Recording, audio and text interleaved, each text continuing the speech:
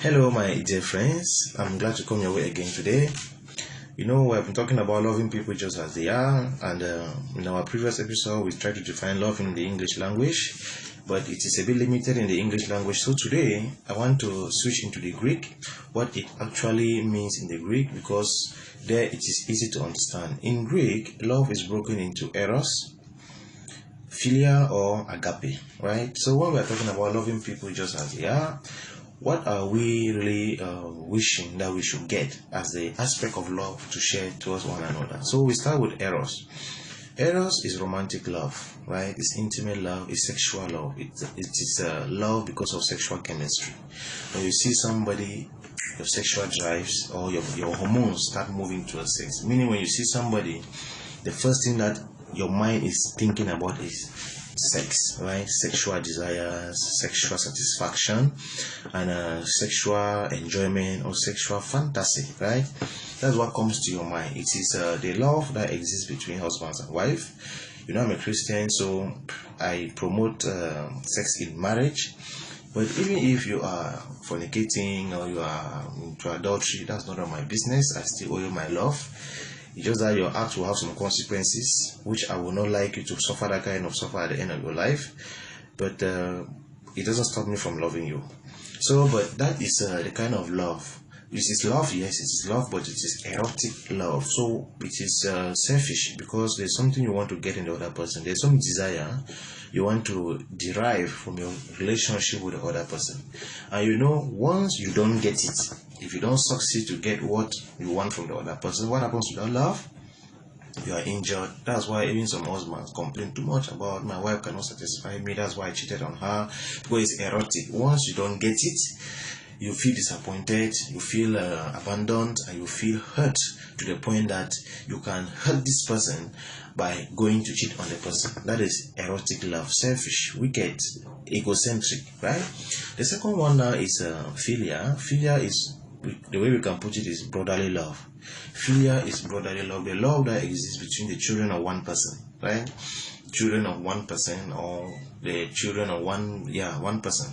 So the love that exists between you and your brother, you and your sister. Even though today there's a lot of evil in the society or perversion, that even in filial love there is eros love sometimes. Meaning that's where you hear of incest, that a father is sleeping with a daughter, a mother is sleeping with a son, or a brother is sleeping with a sister, having sexual, when I say sleep, I mean having sexual intercourse with somebody of the same blood. That's now erotic.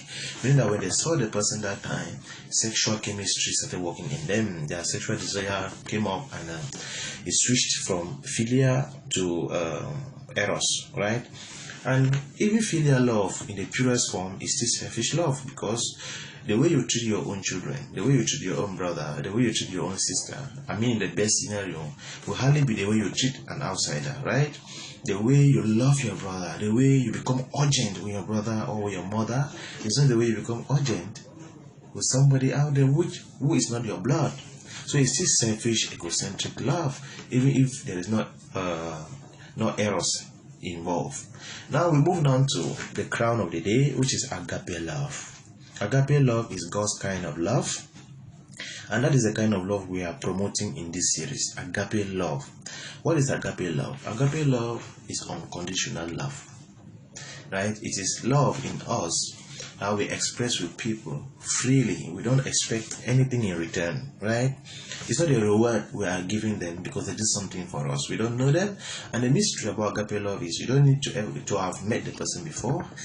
You don't need to have known the person before.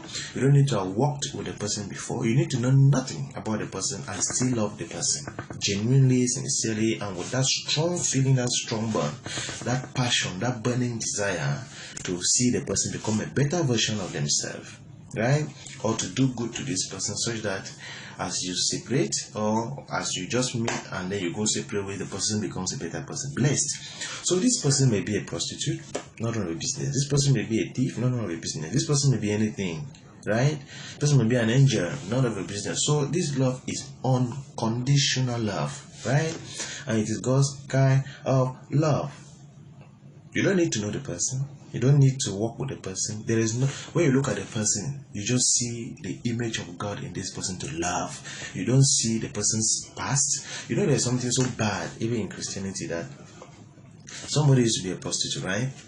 And today they have repented, and we still see them in their past. God has forgiven them. They are now clean. They are now bright. They are now wonderful. But we still have the image of who they used to be in our minds. That is not agape love. Agape love is unconditional love. And when you go to 1 Corinthians 13, you will see that what is described there is agape love, because Eros cannot be that love. Philia cannot be that love. A love that does not keep grudges, a love that does not register the past, a love that wishes well for the other person, right?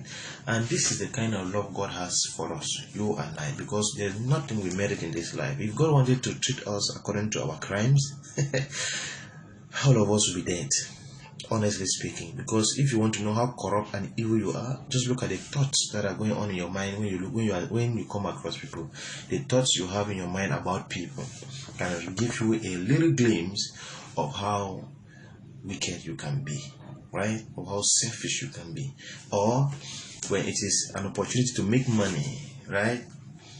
Look at the way your heart behaves, and then you can see how dangerous you can be. So fundamentally, agape love is a global love. It's a universal love. You just love people as they are. You just love people just as they are. So what we are promoting here is not Eros, right?